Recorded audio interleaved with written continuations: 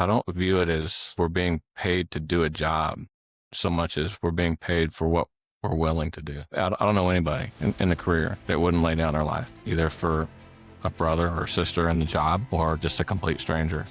That's who we are. So it was early morning when we got the call. It came in as a structure fire. And as I navigated my way across the floor, which was covered with ceiling that had collapsed, I was not able to see the maintenance pit that was about 6 feet deep into the concrete. That first thought was, this is where I'm going to die. I'm going to die here tonight. Quickly followed by, this is going to be hard on my kids. I know it was about 10 seconds before Steve jumped in the pit to help me out. I remember him sticking his hand out and saying, hey, we're going to get you out of here. Let's go. I don't think it ever dawned on me in the moment that it could be career ending. It wasn't until a good couple of weeks into physical therapy, knowing how much pain I was in, that if I can never get back on the truck, it's going to change how I do everything. The time and the efforts that they sacrifice, the lack of sleep, the physical exertion, but then to watch the community rally around them when they need it. There's just no amount of words that could express just how valued that is by us. The ability to retire means that at the end of a long, physically demanding career, mentally taxing career, it means that we can step back and begin to enjoy all the things that we missed. This is A Silent War Within, the podcast dedicated to confronting the unseen mental health battles carried by our first responder and healthcare heroes. This show is about real stories, real struggles, and real ways to survive the storm and come out stronger on the other side. For too long, stigma has kept you silent, but this is your space to bravely break that silence, share vital insights, and build a community where your well-being truly comes first, because your service deserves unwavering support. Wow, what an amazing and moving video to open up the podcast. We have got a very special guest today. As always, I have to say that about every guest because every guest I feel like is special, but this one I have a history with. So this is even better for me because I've known Jason for a while.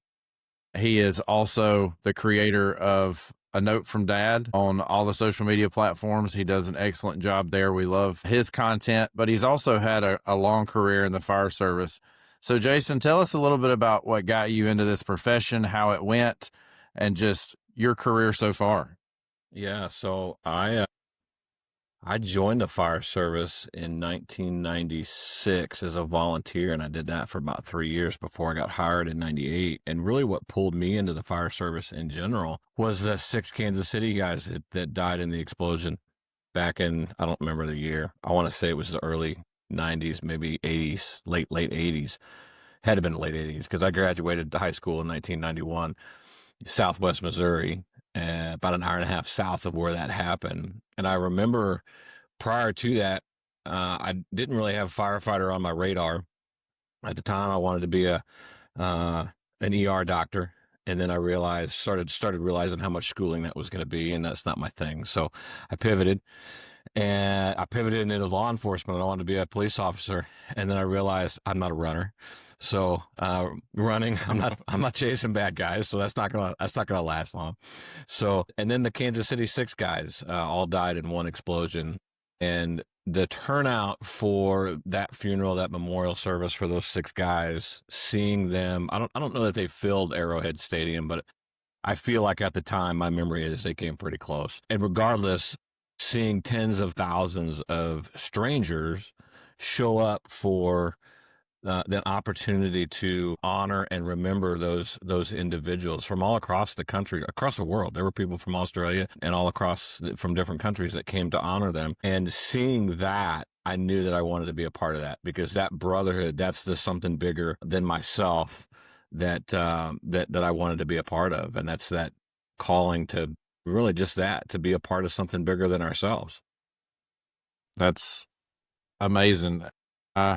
As well, vaguely remember hearing about that throughout my volunteer fire service that I did for a little bit, and some of the classes and things that gets brought up. And, you go through hearing line of duty deaths, and those were one of the ones that were talked about by some of the older guys. So I do remember pieces of that. I don't know all the details to it, but I certainly remember pieces of that. That's an awesome story. So back in 2012, you and I ran an EMS page called EMS for Christ, and one of the things you've been very vocal about on your platforms is your Christian faith. We as well share that. So how do you think your Christian faith has served you as a foundation to face some of the things that are horrible and terrible and the things nightmares are made of throughout your career? Yeah, so full disclosure, having first accepted Christ as a youth, I walked away from that moving into college, my college years. I adopted a belief that, once saved, always saved. It didn't matter how I live now, I'm good to go, right? Fire insurance.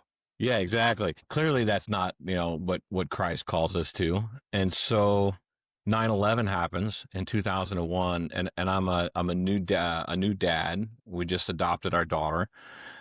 She's a little baby. And 9/11 happens, and my wife and I are driving across the state, and I remember having a conversation wherein I felt like I remember saying to her, like, at the time we'd been married for 8 years, and we had not really had a single conversation about faith, about God, about church, about how we're going to raise our family when we have a family, what we believe. None of that in 8 years. It's a truly God thing that we survived those 8 years. Mm-hmm. Because I was living pretty selfishly, and she says the same about her, but clearly I was the one that was selfish. So we have that first conversation in the car driving across the state to go visit parents in the immediate aftermath of 9/11. I remember saying to her, I was raised in a Christian home by parents who took us to church 3 times a week. And I didn't want to stand before God someday and say, Jason, you're right. Welcome into the kingdom of heaven, because once saved, always saved. You didn't live the life that I wanted you to live, but you put your trust and your faith in me. So welcome to the kingdom of heaven. But your kids can't come because you never introduced them to me. So that was the impetus for our return back to church. And really it took 2.5 years for me to open up, for God to open up the heart and to peel back the layers of that hardened shell and that onion. So for the first, having started my career in 98, it wasn't until 2005. So a good 8 to 9 years of being in the career without that foundation. I wasn't living the life of a Christian. I had the foundation, the core tenets were there, but I wasn't living the life. And so stepping back into my faith in 2005, as I recommitted my life to Christ, honestly, I found a lot of struggle shaking that old life that I had been living in the firehouse, because I'd been going out drinking with the guys, doing all the things type A dudes do, going to the strip clubs, married, going to the strip clubs, doing those things that never once stepped outside the marriage physically, but emotionally. I wasn't connected to my wife prior to 2005 in the way that Christ calls us to be. And so I really struggled coming back into my faith within the fire service. And for a long time, I compartmentalized the two. I separated them. I was Jason the firefighter, and then starting to serve in ministry. And it took us several years for me to become confident in sharing who I am outside of the firehouse. Truly, now that I've changed. So now that I have, for me, it's guys just know. And not the expectation, but the reality now is, when guys have difficulty in their personal life, I have guys call me up and say, hey, how do you deal with this? Like, I know you're a Christian. I don't really believe, or I believe, but I don't want to, I'm kind of riding the fence, or I'm not really vocal about it. This is what, how are you coping with this? How are you dealing with the trauma, the stress, whatever? How are you finding the balance with the family? And they've slowly, over the last probably 10 to 15 years, started to seek me out for some of that advice. So it's been a full circle relationship in incorporating my faith into my firehouse journey. That's really dynamic, and I never thought about it the way that you just said. You can get to heaven and God will say, yeah, you're right. Once saved, always saved. Welcome to the kingdom. But your kids can't come because you never. That's really kind of something I had not thought about. I don't, I don't have that problem. My children have been raised in church too. But, for those listening, is such a eye-opening statement that he made, that we can get in if we have the fire insurance. But, if you don't introduce people to Christ, some folks are going to miss it, and your kids may be those people. So I really appreciate you saying that. I've never thought about it like that, and what an excellent way to witness to somebody in that way. So I appreciate that. Did you ever have any moments throughout the fire service that your faith was really tested after you kind of got the two personalities together and everybody kind of knew that you were a Christ follower? Did you have any calls or times where you were really tested in your faith because of the things we see and do? So for me, it's interesting because when I think back to our connection in 2012 through the EMS for Christ page, I hadn't correlated until we started prepping for this show that 2012 was really about the time that I started to notice that I think I got a problem. Like, I think there's something going on internally that I don't know how to process. I was becoming more aware of PTSD and its symptoms. It took me till about 2019 so 7 years to truly say, I got a problem. I need to talk. I need some help. I don't know how to get out of this. I want to fix it. I want to show up healthier for my family, but I don't know how to do that. And 2019 for me was that pivotal year because it was probably the most cumulative trauma over the course of 12 months that I recall. I go back to my first couple of days on the job. There was trauma, and we just locked it down and we moved on. And as 2019 came around, I had, in the span of just a couple months, we did a confined space body recovery in a hazardous material explosive environment.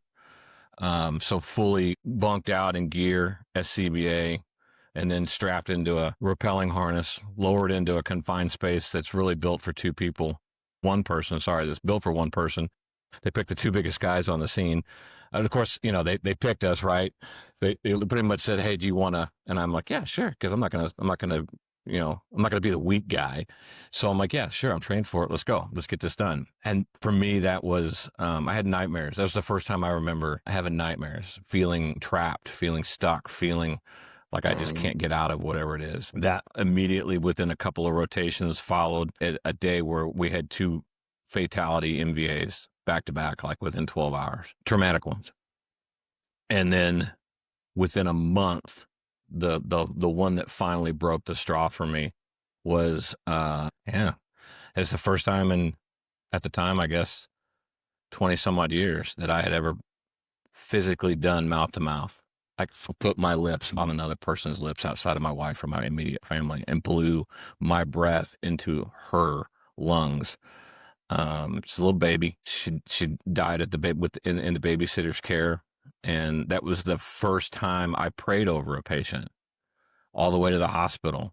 I just remember really praying, "God, you got this. God, you got her. God, please," just pouring out and it was not internal praying. I was saying it out loud. I wasn't saying it loud enough to disrupt the crew in the ambulance, but I was saying it loud enough that they heard me. And then when she didn't make it, right before I left the ER, mom came in, and witnessing that on top of all the effort that we put into trying to save her that was too much. I broke down and I lost it. Not in front of her.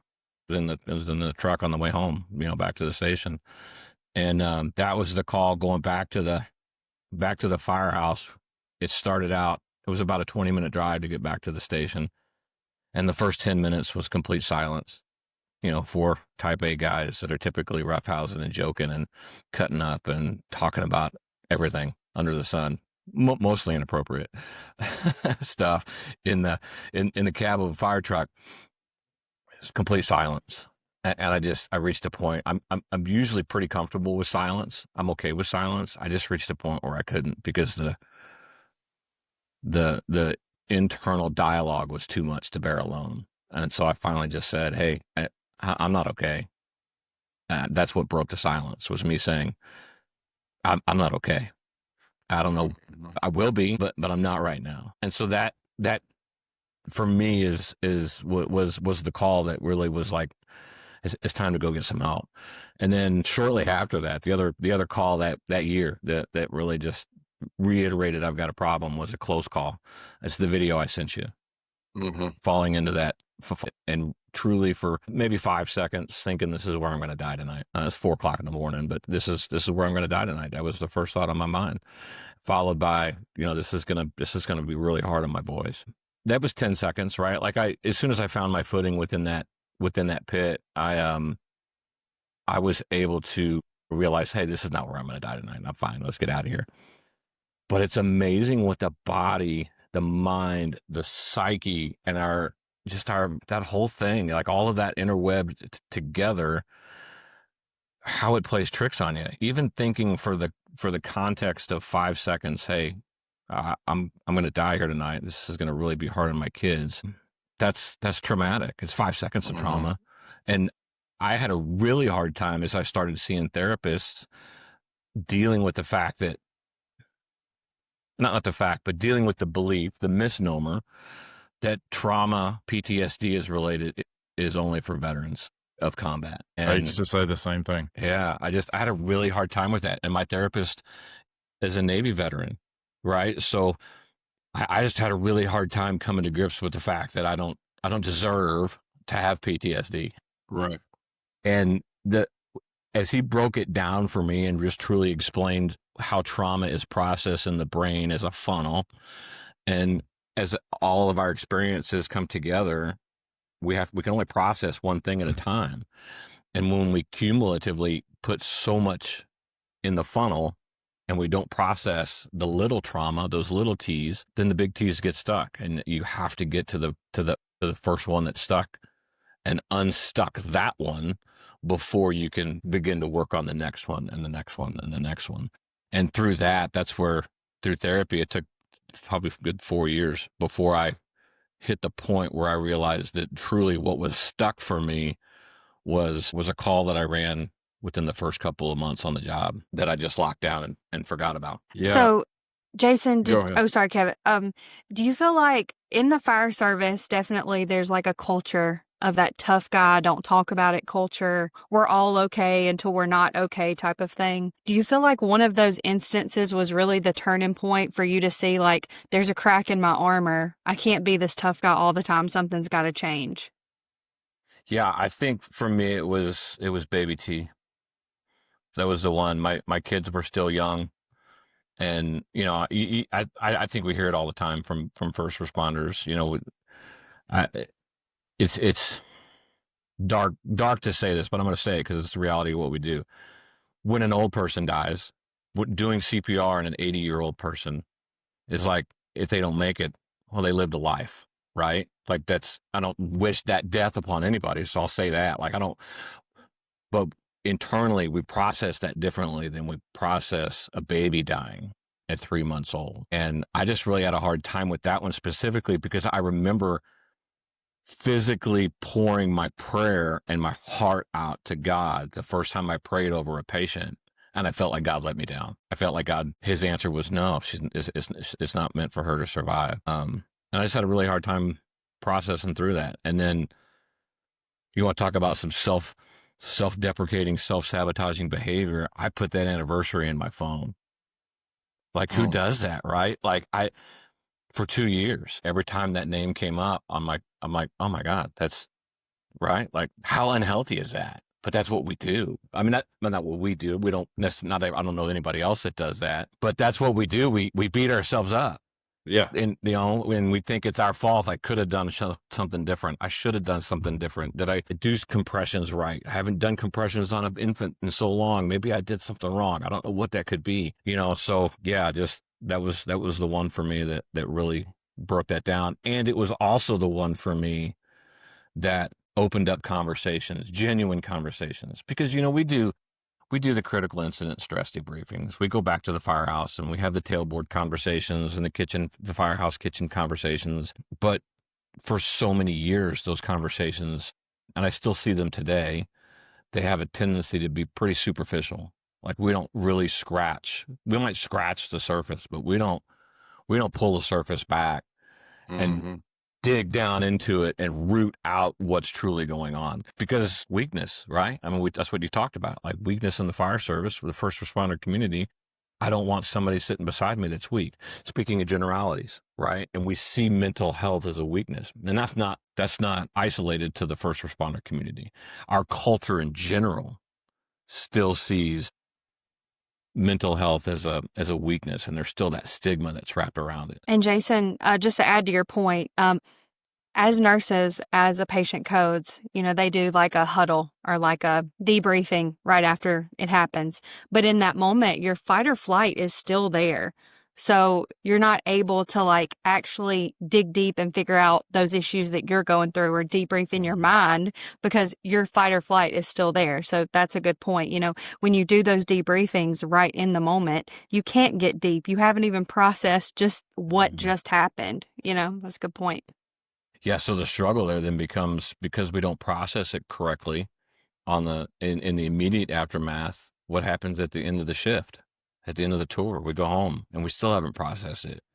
And we don't know how to confront our family because we still don't know how to confront ourselves and to look ourselves in the mirror and process through and so that's the strain in the marriage. That's the stress in the relationship with the kids. That's where it all starts, is our inability to process it in a timely manner really doesn't provide us the space to come home and have healthy relationships. Was there a moment that made you start therapy? Like, was there a time that you said, yeah, this is it. This is when I need to start therapy? Like, how did you know? So it was immediately after Baby T. When I came home, so I had the blog. I started the blog, A Note from Dad, back in 2011. And that whole space for me was really intended, like I had a couple close calls on the highway in that year. And I felt like walking away from those close calls with two young boys at the time, man, if I were to die here doing what I do, I want my boys to know who I was through my own words. And I've always enjoyed writing. I've always been told I'm a pretty good writer. I've never received those compliments, but I'm starting to now. As a best-selling author, I'm starting to finally maybe I got something. I don't know. If I do, it's all God. But 2011, I start this blog and I'm writing notes to my kids. And in 2019, when those back-to-back traumatic calls all started to process through my brain, found that my writing was becoming pretty dark. It was reflective of the depression and the darkness that I had going on in here. And I realized I don't want my kids I don't want this to be my legacy on the website. Like I'm okay sharing it.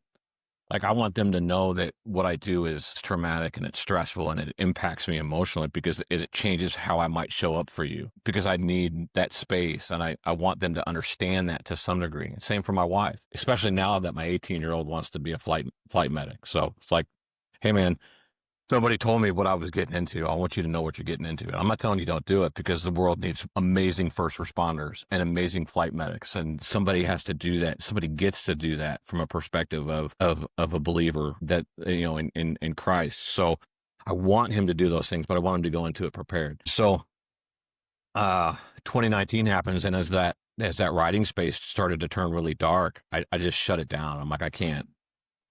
I don't. There's still a whole lot. There's probably a whole book within that blog space that is private that I don't know that anybody outside of me is ever going to see it. Maybe someday, but for now, it's still there, and it's sometimes there's therapy just in writing what's going on in our brain and in our mind and in our heart, and just us and God knows it. It's kind of like a prayer.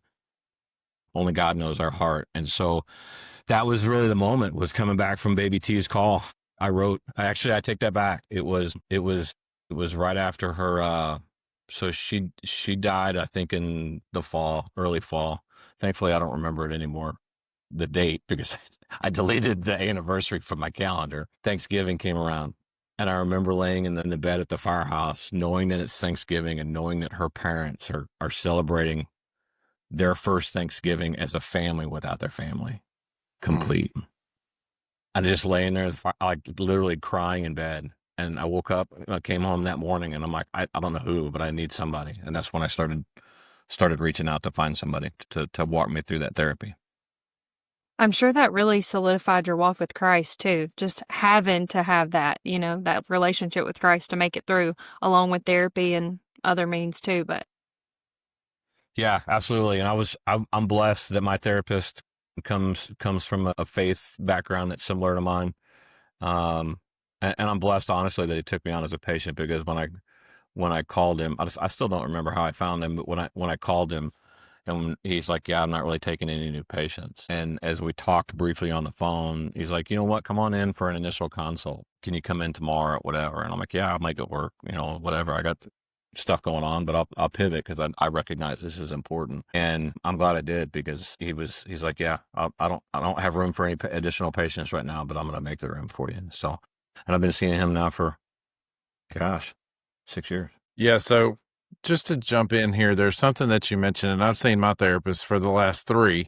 It took me about, 2017. I had a pediatric drowning and just buried it and didn't do anything with it.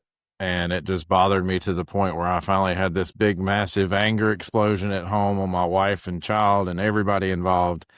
And that's when I started reaching out for help, and have been in therapy for 3 years, and I'm a big advocate for people reaching out for help when help's needed. But one of the other things you said that I want to kind of adjust to a little bit, and I don't need firefighter Jason. I need note from dad Jason. All right. So my 15-year-old daughter now says that she wants to be a paramedic. Mm-hmm. And I'm like, are you sure? Can you reconsider that? So, because, and I tell her all the time, because she loves that show Night Watch, and I think that's kind of what it kind of started from. And I'm like, yes, that's pretty realistic, but it's heavier than what they make it out to be. Like, they're scars you're going to carry from this job for the rest of your life if you pursue this. And I don't know if I'm approaching this right. So I need note from dad. All right. For me, and it's still a conversation I'm learning how to have with my 18-year-old, and he's technically an adult now, so I should be able to sit him down and have, man-to-man, heart-to-hearts. I think sometimes men, fathers, dads, we tend to treat our daughters with a little more glass hand. I don't know what the word is. I can't think of it. You're You know exactly what I'm right. talking about. Like, we don't treat our little baby girls the same way we treat our boys, for a reason, right? Like, we're raising them different, and that's perfectly okay. That's the way it should be. Man, I think for me, my conversations with him really just center around my vulnerability. It would be a challenge, I think, to do that with a 15-year-old daughter, to share with her some of the trauma that I've seen, Right. and to get into those details. I think you just keep the conversation going and saying, hey, you remember? So she's 15 now. How old was she in 2017? Help me with the math. 6 years old. So she might not remember. That's tough. Like, my question would be like, hey, do you remember when I was coming home and I was irritable? I was, filling the blanks for you. Mm-hmm. Yeah. For me, it was, I was coming home irritable. I was disconnected. I stopped playing with you in the front yard. That day I started saying no when you asked if I'd go play catch, or, all those little things that we think back through and that we would want to do different now. She has that stored somewhere within her, whether she remembers it consciously or unconsciously. And then you just have that conversation wrapped around like, okay, well, that's because of this. That's because that year I ran this pediatric drowning call, and that really affected how I show up as a person. And it's not that I don't want you to be a paramedic or to do what you want to do. I just want you to go into it knowing that there is an emotional, sorry, I laugh because of the meme, emotional damage. Sorry. I go on squirrels all the time. Yeah. But there's an emotional that, we just want them to know that there's that emotional trauma and pain and injury. That's the word I'm looking for. The emotional injury that happens that we can't see. I take that back. We can see it if we're looking for it correctly, because it does manifest itself in ways that we can look and go, man, what's going on there? And have that conversation. But it's not like a broken leg.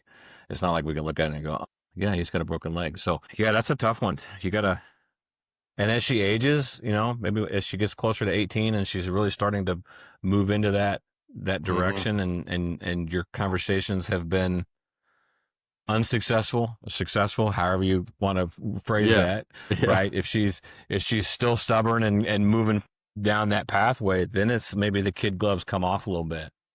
Yeah. And you really unpack some of your trauma for her and let her know, hey, this is exactly what I did, and just let her have it. Because it's not that, again, unless your genuine passion is to say, I really don't want her in this career field.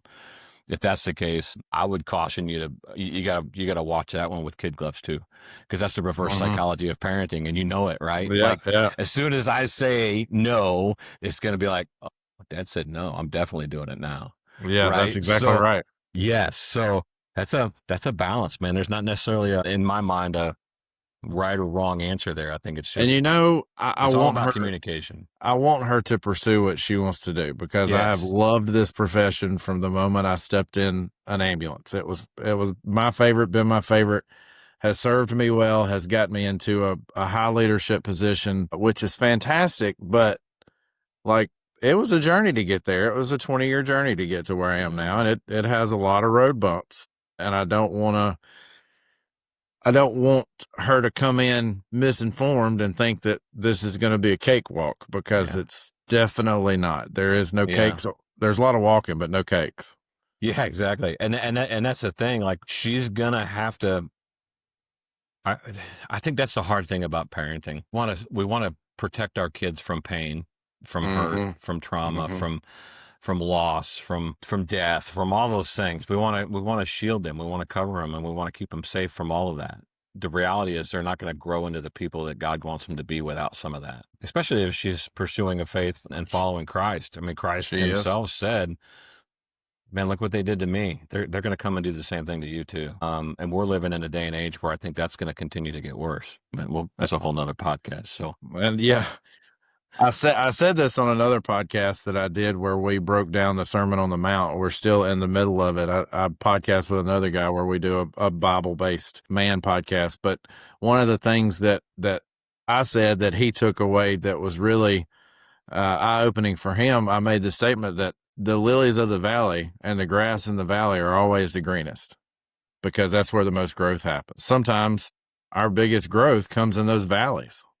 Sometimes life around us looks like just teetotal crap everywhere else, but that's when we're reaching out to God, and he's fueling us, and he's walking through that with us.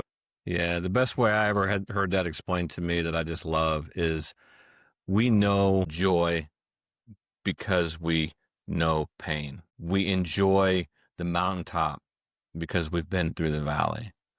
We know and bask in love because we understand what it feels like to be hated. All those things, right? So they make them all the better. The mountaintop is all the better because of the valley. And the love we finally experience. I talk about that with divorced dads through my coaching. The love that you're going to experience someday is going to be all the much better for the valley that you're in right now. Oh, I feel that. Yeah, Jason, I'm a divorced dad that experienced exactly what you just said. The love that I have now is wild comparatively. can I ask you a personal question, Jason? Absolutely. If you don't mind, can you explain, Kevin sent me a little blurb about your family life. Can you just kind of explain your family dynamics to everyone on the podcast? Oh, yeah, okay, here we go. So, married 32 years to the same amazing woman. I don't know how we survived the first date. Truly, I don't. She's been with me since we were young. I was 20. She was 19 when we got married. Just an amazing journey with her. She's been, I cannot give her enough credit. She's walked through the fire with me. She's pushed me through the fire. She's pulled me through the fire.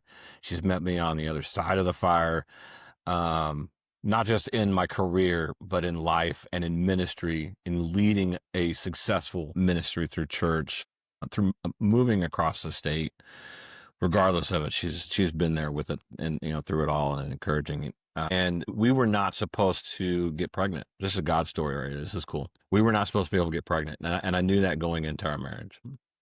When I joined the fire department in 98, we tried the fertility route unsuccessfully for a good year-ish. Saw some setbacks in that, and we pivoted to, she had a dream. She just had herself a dream that she woke up one day and she says, I'm meant to be a mom, and I think we're supposed to go be foster parents. And so, yeah, that's what we did. I'm like, okay, I'm not, you talk about being scared. That was my leap of faith. Like, I don't know the first thing about foster. This is a whole nother area or arena of parenting. So we did. We went through the training. We got certified as foster parents. We had several babies. You want to talk about how cumulative trauma affects our memory. I'm convinced we had like 3 babies before we adopted our first. She's like, no, it was 1, maybe 2. I don't remember now. But we had several foster babies, all babies. I was very clear. I wanted younger babies. I didn't want to deal with teenagers that weren't mine.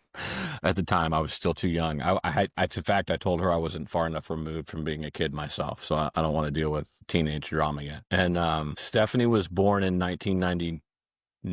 She came to us through the foster care system in April of 2000, March or April. She had a hole in her heart when she was born. She had VSD, ventricular septal defect, so she had a hole between the septum of her heart.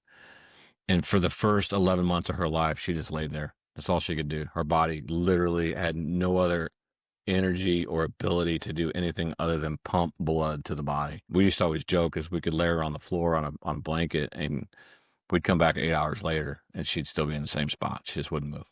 So that's why she came into foster care system. It's because her mom had some developmental delays. She couldn't keep up her medicine regimen. She needed the meds to keep her alive. 15 months after we took her in, the way foster care system works is they work for 12 months to reunify with biological parents. So that's their goal for 12 months.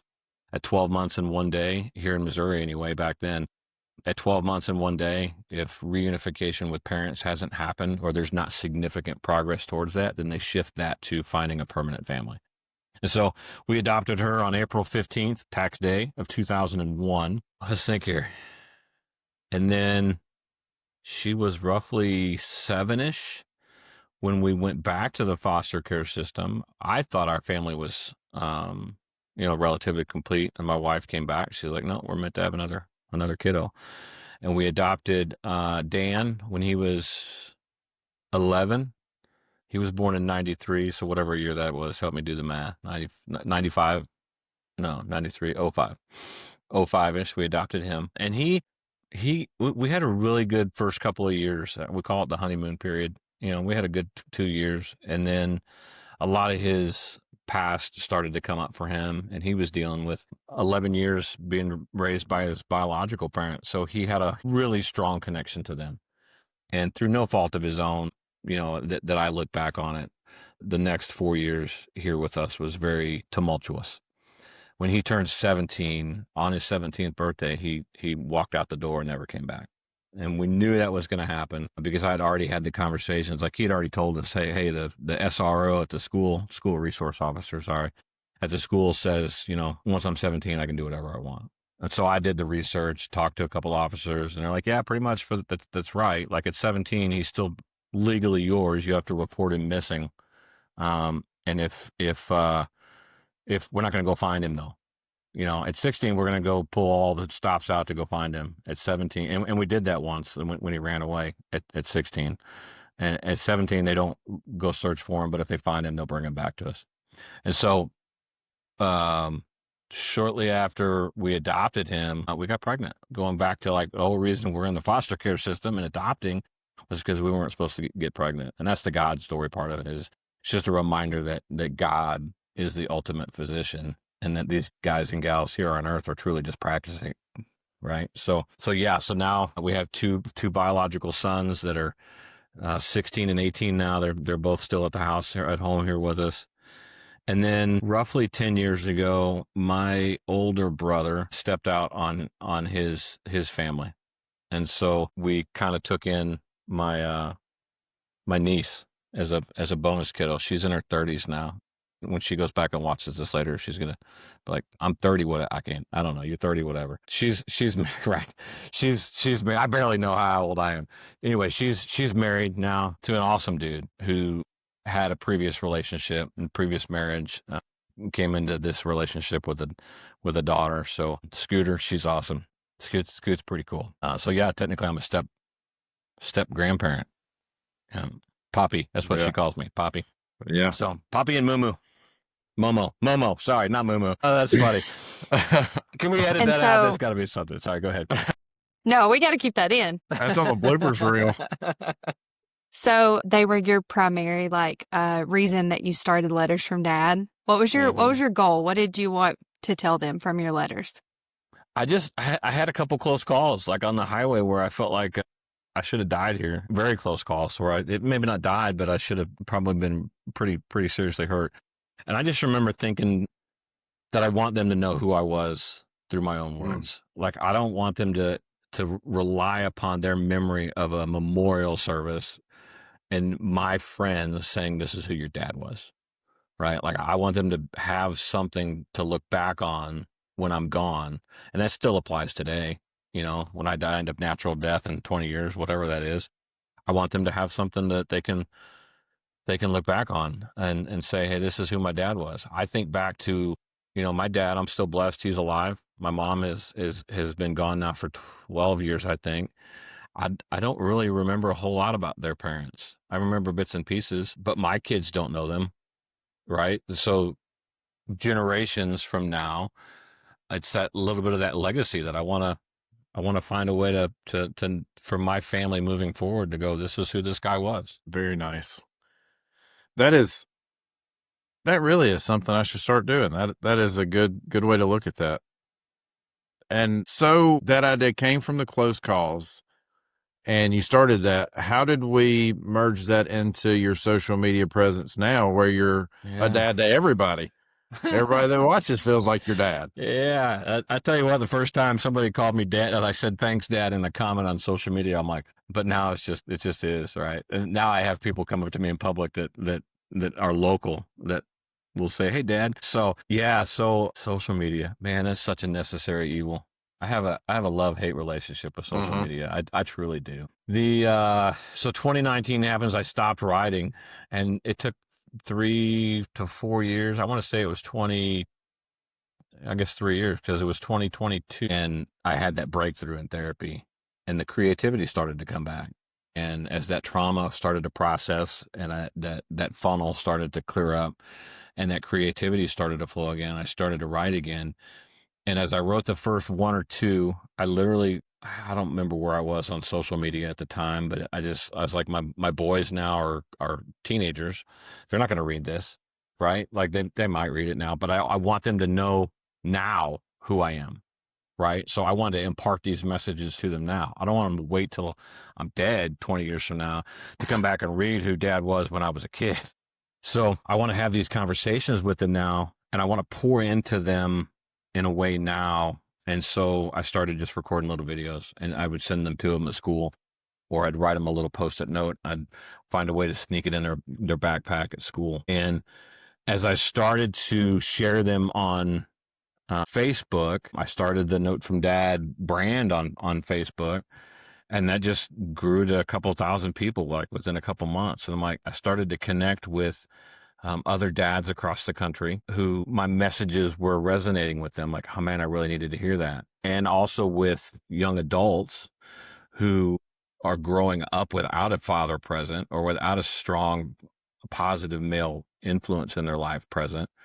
And they would just be, we started a little bit of a community. And as that community grew, I stepped into, and the TikTok's really where it took off.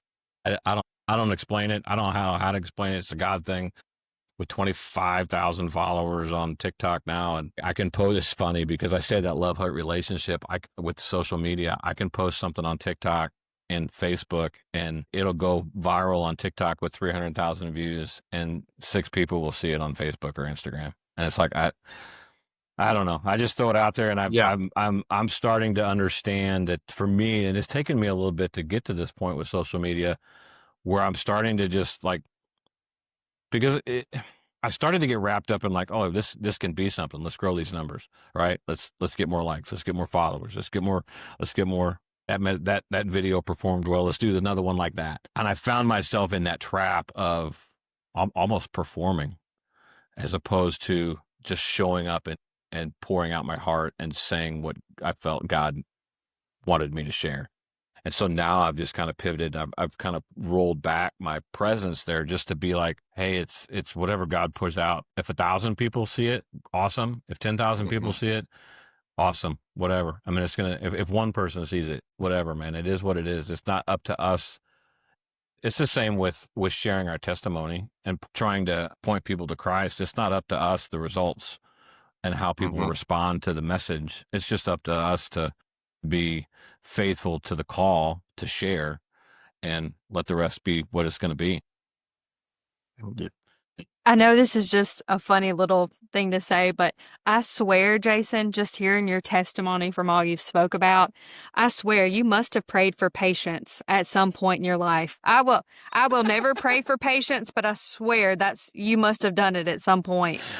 Unfortunately, yes, I have. And I say unfortunately because I have also learned that when you pray for something like patience, God gives you opportunities to develop patience. Oh, I my have goodness, never prayed that prayer. I know. I have. I did very early on.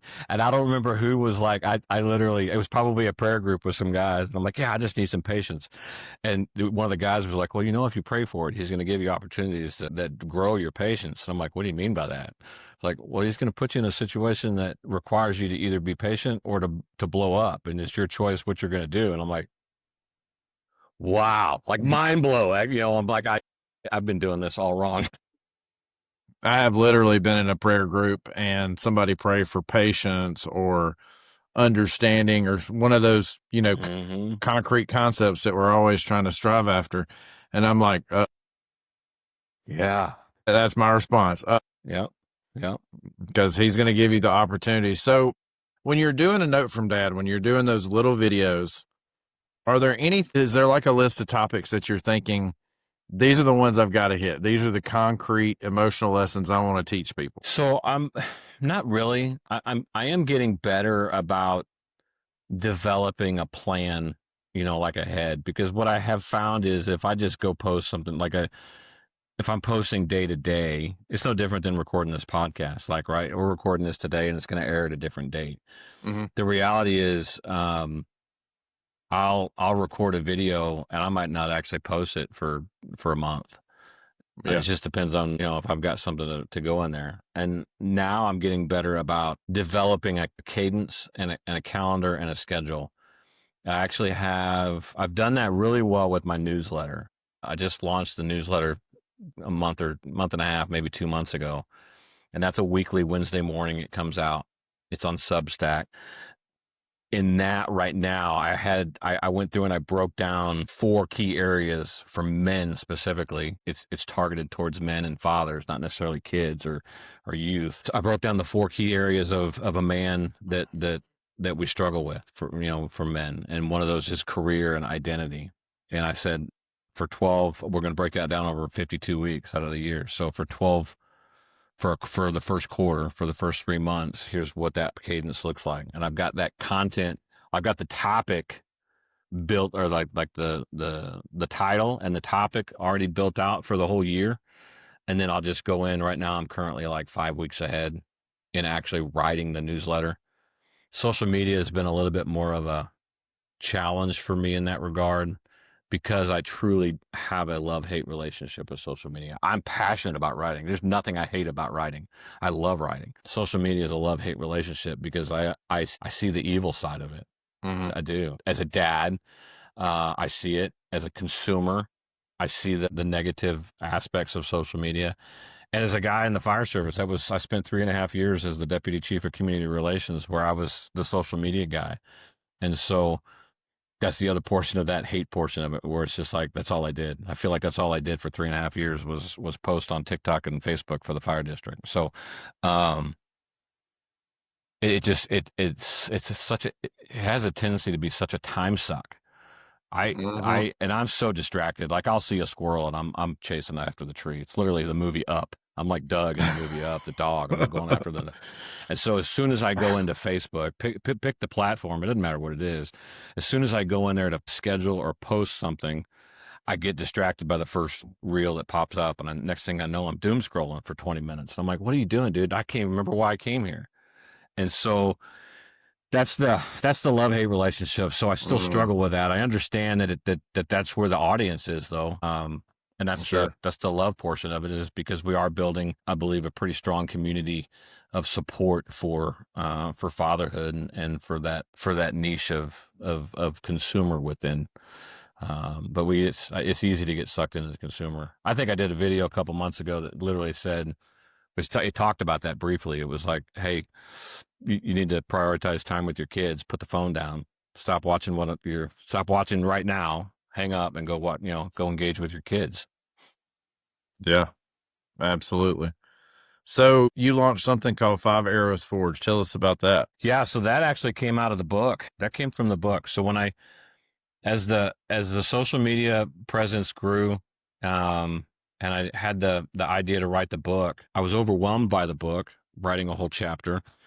And somebody said, hey, just go write a chapter and do an anthology. And I'm like, I don't even know what an anthology is. What is that? And it's like, you get like 40 dudes together and each of you write a chapter, and that's all you got to write. And so that's what we did. And so as we put together the anthology, meeting with those guys and having conversations with those 35 co-authors in that book with me really started to open up for me the possibility that this could be so much more. And truly, they encouraged me. Several of them were really stout encouragers and supporters in the reality that this can be, like, what you're doing can be so much more than just a note from dad. Like, the note from dad is really cool. How else can we build a community that is strengthening and truly empowering? Because the book is one thing, the social media is one thing, but what tools and what resources can we truly give them to prepare the men who are struggling, who are overwhelmed, who are burned out, who are stressed, or they're overworked, they're tired, they're disconnected from their families, all these things. How can we meet them at their level to empower and equip them with the resources and the strategies they need to be successful in the things that we're talking about on social media? It's one thing to say to a guy on a 30-second reel, hey, this is what's going on. You're tired, you're burned out, you're stressed out, blah, blah, blah, blah, blah. Or go find time to connect with your family. And then we just keep scrolling, right? And it might sit there for a minute, but we don't actually have now the practical steps. I always said that about the message. Whenever I go to a Bible study or a Sunday school class or a sermon, and listen to a message, like it's really cool to hear history of biblical history. I'm the type of person that's like, how do I apply that? Like, okay, so Moses did what he did. He got the 10 Commandments. It's great to know that history. What can I take away from that that's going to help me this week? And that's kind of where the forging and the iron sharpens iron kind of came out. And the 5 arrows came about because Psalm 127, I think it's verses 3-5. I should know that off the top of my head, but I'm brain farting. Psalm 127 says, quivers or arrows are like, children are like arrows in the quiver of a soldier. I'm summarizing. Blessed is the man whose quiver is full of them. And so scripture tells us that our kids are like arrows and that we're blessed when our quiver is full of arrows. And so that's where the 5 arrows comes from, is 5 kids. Love that. Yeah. Jay, your work is a testament to turning pain into purpose. What is the one core note from Dad you want every first responder listening to right now to take away to protect their well-being and family legacy? That's a tough one. It is a tough one. There's so many. You are not what you do. The identity crisis. I love that. You are not, yeah. Yep. You are not what you do. That your identity is not wrapped up in firefighter, paramedic, nurse, doctor, police officer, first responder, veteran, active military, all of it. Construction worker, none of it. It just applies for everybody. You are not what you do. And at the end of your career, what comes next, if that is all you are? I have seen men leave this career and die because they have nothing else outside of here. I have seen men leave and live thriving, successful lives because they walked out of here with not a plan, but they walked out of here with an identity outside of what we do here. We actually had a guy here that he retired probably 10, 15 years ago.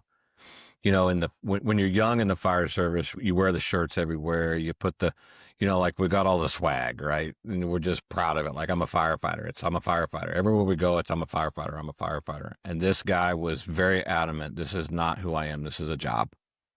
Like, I don't want people knowing I'm a firefighter. I don't care about it. It's just a job. It's a means to an end. And the reality is for us that when we look at this as being the end all be all of our identity, then we walk out of here and we don't survive. We just don't, because then the trauma sits there and it comes out and we don't know what to do with it because we don't know who we are. And we've surrounded ourselves with people in the fire service, because I've also known guys that walk out of here and they're disgruntled 6 months later because nobody's reaching out and calling them. It's like, dude, like the world keeps moving. And it's nothing against you as an individual. I still like you. I still think about you from time to time. If you want to stay, as a retiree, if you want to stay connected to the guys in the engine house, you have to be the one that makes that happen. You have to be the one that comes around, because we move on. If I saw that anywhere specifically, I saw that when I stepped into the office and took the promotion in 2020. My support system within the fire service kind of crumbled a little bit because I stepped into management, right? I'm no longer in the trenches with the guys. And it took me a long time to find a support system outside of that. And now I have it. I have a whole thriving life outside of what I do in the fire service. The best visualization I have for that is in 2020, I'm the deputy chief of community relations. I'm in the chief's office. Guy comes in, he's putting in his retirement papers in. Been with us for 25 years. We spent 40 minutes in the chief's office, crying, sharing stories, laughing, high-fiving, all the things, and very emotional, all about him, right? Like, it's been a great career. We're going to do this for you. This is what the retirement party is going to look like. Let's make sure you get your outsourced paperwork going, all the things that make him feel like the top of the world. Like, you're it, man. There's nothing else. The world revolves around you. Door closes. Literally 30 seconds later, we're talking about who's next. Who's going to replace him? 30 seconds. Like, the door closed, he was out the door, and I turned around, and he's like, all right, we're going to start the process. And it's the reality. The world moves on. We think we're the center of the world. We think that the fire service, EMS service, law, this place is going to fall apart when I leave. No, man, it might struggle for a couple minutes depending on what your position in the department is. And I saw that with the fire chief. Well, years ago when the fire chief left, I'm 3 fire chiefs later now, but he's been around for 20 some odd years. And everybody was like, oh my goodness, what are we going to do? What are we going to do? And there were things that come up that, only fire chiefs do, every 6 months, every 3 months, once a year, you got to renew something. You got to sign some paperwork that nobody knows. There's things that fire chiefs do that they just do because they got to be done and nobody knows they do them. And eventually the state sends you a letter and says, hey, you forgot to renew this. And we do it. And then it gets added to the to-do list for next year so we don't forget it. Like, at the end of the day, we're replaceable. And the world's going to move on. And if you have wrapped your identity up in what you do, that world's going to come crashing down real hard. You're exactly right. Well, Jay, I think this is a good spot to end. We have had a fantastic conversation. This has been a ton of fun. I love hearing your stories. This was absolutely excellent. So tell us all the places we can find you and where we can find your books and your media and everything else that you do. There's so many, but I'm in the process of trying to consolidate everything. Right now, the easiest place to find me would online at 5arrowsforge.com. 5 is spelled out. So 5arrowsforge.com. There you can find the books, both books, and all the other links. On social media, the primary social media is A Note from Dad. I've not yet built up the following on 5 Arrows Forge. I'm trying to find a way to bring the two of them together on TikTok and pretty much any, I mean, you pick the social media nowadays. I say that. You can't pick the social media because I know there's social media out there I'm not on. It's crazy. These kids nowadays, they're all the time switching around to new stuff. So You're TikTok, exactly right. Facebook, Instagram, LinkedIn, all those I'm on as a note from Dad. And then the 5 Arrows Forge is really kind of is where I'm taking most of the business side of what I'm doing for the coaching and the speaking stuff. The Note from Dad blog is still there. You can link to that from 5 Arrows Forge. But if you just wanted to go read the blog and see some of the stuff I wrote years ago, that's there as well. Well, awesome. I look forward to editing this episode because that's my favorite part. I love to listen to our conversation back. It's strange how the mind sometimes just is involved in the conversation, but once you hear it back, it does something. I mean, you catch pieces of it that you're like, wow, that was really impactful, and I didn't even react or I didn't catch it. Yeah. So I always enjoy the editing part. As Jason said, you can find us in all the similar places. You can find A Silent War Within, TikTok, Facebook, Instagram. But of course, we stream on Apple Podcasts, Spotify, YouTube, and Podbean. You can catch us in all those places. We really appreciate you listening to us. If you want to check out our website, asilentwarwithin.com. All right, so Michaela, close us out. All right, guys, I think that's it. So be safe, take care of your mind, and we will talk soon.